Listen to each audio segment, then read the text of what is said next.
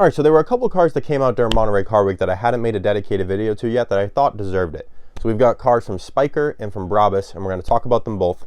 We're going to start with the Spyker. It's called the C8 Preliator XXV. That's a crazy name to have to say. I mean, it's confusing. It looks confusing to read it on the screen. It feels confusing to say it, but that's the name of the car. Before we get into it, guys, if you're not subscribed already, please subscribe for me. Please turn the notification bell on so you get notified right when my videos go live. And please like the video for me. It really helps the videos get out in front of more people and helps grow the channel.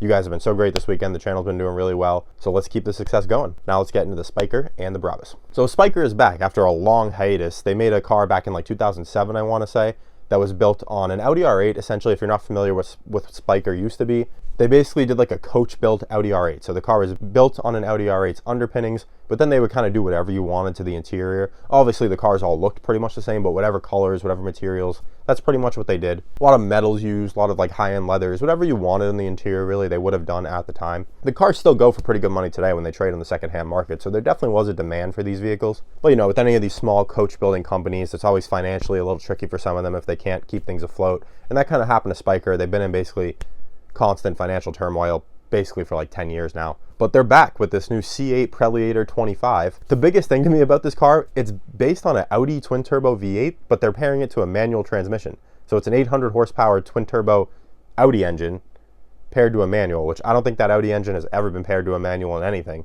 I'm sure there's been some custom swaps and stuff throughout the years, but I don't think the manufacturers have ever done it. So when I saw that, I was like, is this real? But it is real. The car pretty much looks like the older Spyker. Like if you put them side to side, it's clearly just a more modernized version, which is fine. I guess they're just going to offer more modern performance and even higher level of coach building that they can offer nowadays. There's only going to be 25 of them. The car is a real 6-speed manual transmission, nothing fake. They say 0 to 60 will take under 3 seconds, roughly 2.7. Top speed of over 217 miles an hour. Completely redesigned frame and aluminum body, and the car is basically built around an aviation theme, so propeller inspired wheels, aqueduct air intakes, and like jet afterburner style circular taillights. So it's pretty cool. I mean, it's a good looking car. If you liked the old Spyker, you're probably going to like this Spyker.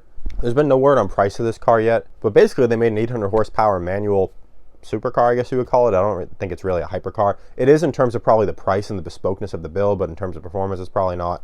Always good to have another twin turbo V8 option. It's good they have new backing and financial backing and everything to get the company back up. Spyker was really a great brand. It could go places with the right leadership and everything, so hopefully they can pull it off. It's funny, McLaren and them both launched a manual twin turbo V8 supercar at the same time, I guess you would say it. They kind of even look similar in a way, at least from the sides. I mean, it's great. We just got two manual V8 hypercar, supercar level cars at the same time. They've even kind of executed it the same way. McLaren went for more of like a Spartan look on the interior with less flair, I would say, whereas the Spyker is more like coach build, hand build, however you want. That's what Spykers are good at. They're always good at taking things up to the highest level. So excited to see the car. Glad Spyker's back around on the scene. Now let's get into the Brabus Bodo and Bodo Convertible. Now I'm excited to talk about the Brabus because I actually really liked this car when it came out a couple months ago as a coupe, and now they've launched the convertible as well. If you don't know already, the Bodo is built on an Aston Martin Vanquish, but then Brabus do their own body for the car. They redo the interior and everything. On the interior, I find this really cool. If you don't know, Brabus is heavily a Mercedes tuning company through and through, but they've also been expanding to Porsche and Aston Martin as well. And on the interior of this car, even though it's Aston Martin based, like the computers and the steering wheel and everything, the air conditioning vents are out of Mercedes, like very clearly out of Mercedes instead of the Aston ones. And there's like a little bit of Mercedes stuff intertwined into the Aston interior, which I like because it's kind of like their bread and butter, but they worked it into an Aston based platform as well. And then the body of this car, I think they just nailed it. The proportions are amazing. The back of it looks like a Rolls-Royce swept tail, but the front of it looks like a more elegant AMG Mercedes to me. And the side of it is very Aston Martin. I like it a lot. It's unique. I like it better than the Aston Martin Valen hypercar that they came out with this weekend, which is essentially the same thing. It's like a coach-built Aston Martin, but this is like a coach-built Aston Martin by Brabus instead. And I just think they got the design better. There's only going to be 77 of them. It's got 1,000 horsepower, 738 pound-feet of torque. If you can't tell, I'm excited by this car. Brabus, if you're watching, I know you're letting some YouTubers drive them. I'll come to wherever you have the car to drive it, so let me know.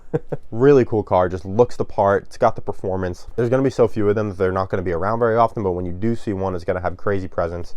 I think it didn't get a big pop at Monterey this weekend because they had already launched the coupe, and now they came out with the convertible, which to me the coupe is the cooler of the two personally on this car. They launched it in like an all carbon fiber spec too. It just looks so mean, whereas they went for like a lighter color scheme on the convertible, which I get why they did, but for me it's the coupe on this car. I really liked it a lot. If there's any cars I haven't covered from Monterey Car Week yet that you want to see, if you haven't seen in my last few videos, I've covered the Lamborghini Revuelto SV, the Aston Martin Valen, the McLaren MCL 6GT, the Koenigsegg CC GT1, the Bugatti Destrier. We've covered pretty much all the big launches from this weekend. Oh, the Gordon Murray S1 as well. If there's anything you want to see that I haven't talked about, please leave a comment down below. I'll try and get to it for you. If you can't tell from me, out of these two cars, I'm very excited about the Brabus.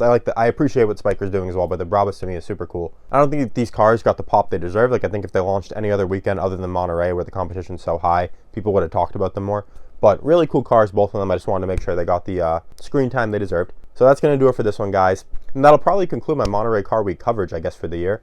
We'll get back into more regularly scheduled programming here, but I hope you guys enjoyed all the videos over the last weekend. Let me know any things you want to see videos on now that we're kind of out of the Monterey Car Week craziness. We can go back into more whatever we want to talk about. So let me know in the comments below. Thanks for commenting and subscribing, and I hope to see you in the next Exotic Anonymous video.